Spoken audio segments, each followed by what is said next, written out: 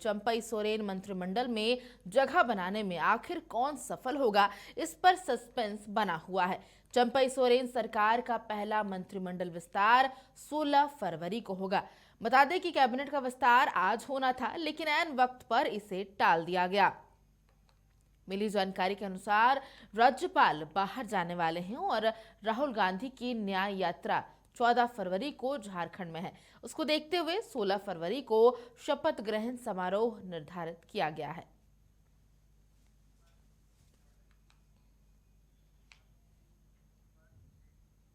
तो इस खबर पर ज्यादा जानकारी के लिए हमारे सहयोगी अंजनी न्यूज रूम से लाइव जुड़ चुके हैं हमारे साथ। अंजनी, खबर यहां पर सामने आ रही है, मंत्रिमंडल का विस्तार झारखंड में आज होने वाला था, लेकिन उसे टाल दिया गया है।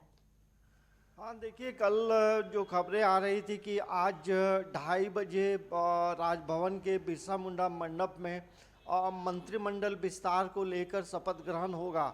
ऐसा लग रहा था कि तमाम चीज़ें तय हैं और अब सरकार में जितने मंत्री चाहिए तमाम लोग शपथ लेंगे, लेकिन देर शाम होते होते जो है तमाम चीज़ें बदल गई और फिर जो खबरें आ रही हैं कि उसमें कांग्रेस कोटे से जो मंत्री बनना है उसमें कहीं ना कहीं पेंच हो रहा है, विरोध हो रहा है।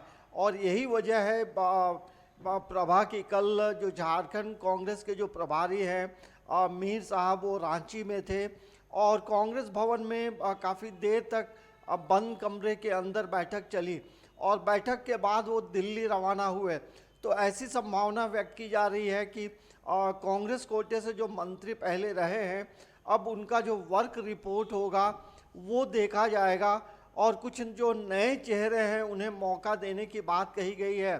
और ये भी कांग्रेस की तरफ से एक बयान आया है कि इस बार मंत्रिमंडल में जो कांग्रेस कोटे से होंगे उसमें युवाओं की भागीदारी होगी।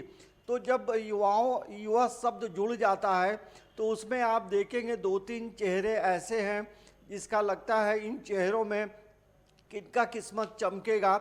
जैसे दीपिका पांडे एक प्रमुख प्रबल दावेदार है, अंबा प्रसाद को ले लें और इसके साथ साथ शिल्पी नेहा तिर्की। ये 3 में जो उम्मीद की जा रही है कि 2 या 1 मंत्री बन सकते हैं, ऐसी संभावना व्यक्त की जा रही है। लेकिन ये तमाम चीज़ें तय होंगी दिल्ली में और हो सकता है कि इसमें तय होने में थोड़ा समय लगेगा। लेकिन झारखंड मुक्ति मोर्चा से तमाम चीज़ें तय हैं कि कौन मंत्री बनेगा। नाम भले बाहर नहीं आ पाया है, लेकिन जो संभावना व्यक्त की जा रही है उसमें सीता सोरेन, बसंत सोरेन, इनमें कोई मंत्री बन सकता है, 2 में कोई एक बनेगा। और दूसरा आप देखेंगे तो कई ऐसे चेहरे हैं जिसपे हमें लगता है कि यदि हम मिथिलेश ठाकुर की बात करें तो उनका मंत्री बनना लगभग तय है, उनमें किसी भी तरह की कोई परेशानी नहीं है।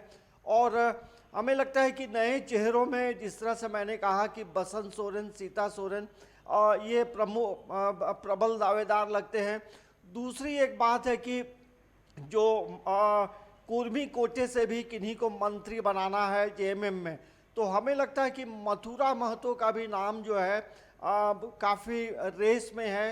हो सकता है कि मथुरा महतो मंत्री बने, क्योंकि इससे पहले भी वो मंत्री रहे हैं, अनुभव रहा है। तो हमें लगता है कि इस बार यदि पत्ता किस्मत खुलेगा तो मथुरा महतो का किस्मत खुल सकता है। और माइनॉरिटी की बात करें कि मुस्लिम कम्युनिटी से कौन होगा, तो जेएमएम में तो उसमें एकमात्र नाम आता है हाफिजुल अंसारी का। तो हमें लगता है कि एक इरफान अंसारी हैं और हाफिजुल हसन अंसारी हैं। तो बिल्कुल अंजनी, यहाँ पर तो आप इन नामों की बात कर रहे हैं जिन्हें शायद इस कैबिनेट में जगह मिल सकती है, लेकिन उन नामों के बारे में भी जानना चाहेंगे जो शायद इस कैबिनेट से बाहर हो सकते हैं। देखिए, जैसा मैंने पहले कहा कि इस बार जो है जो गठबंधन की सरकार है तमाम चीज़ों को लेकर मंथन कर रहा है कि हमें कैसा मंत्रिमंडल बनाना है। मैंने पहले कहा कि मंत्रियों का जो वर्क रिपोर्ट होगा वो एक बड़ा आधार होने जा रहा है, क्योंकि देखिए अभी लोकसभा के चुनाव हैं और विधानसभा के चुनाव में भी बहुत वक्त नहीं है। तो इस सरकार को लगभग 9 से 10 महीने का वक्त मिलेगा तो वैसे में प्रॉम्प्ट लोगों के बनाने की बात कही जा रही है। तो उसमें कई ऐसे चेहरे हैं जिसका पत्ता कट सकता है। उसमें जिस तरह से बातें आ रही हैं कि ये आपको बादल पत्रलेख का नाम है कि उनका वर्क रिपोर्ट जो है पे सवाल खड़े हो रहे हैं। तो ऐसे कई नाम हैं जिसमें उन्हें फिर से मंत्रिमंडल में स्थान नहीं मिल सकता है।